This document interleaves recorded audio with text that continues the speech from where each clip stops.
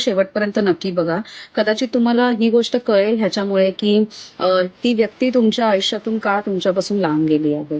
आपल्याला बऱ्याचदा असं वाटतं, की जेव्हा एखादं संकट येतं आपल्यावरती किंवा काय आणि व्यक्तीची खरी रंग दिसायला लागतात, खरी रूपं दिसायला लागतात. मग आपण कुठेतरी ह्याच्यामध्ये देवाला सुद्धा दोष देतो, त्या परिस्थितीला दोष देतो आणि आपण हे म्हणजे माहितीच करून घेत नाही किंवा जाणून घ्यायचाच प्रयत्न करत नाही, की कदाचित ती व्यक्तीच चुकीची आहे किंवा काय.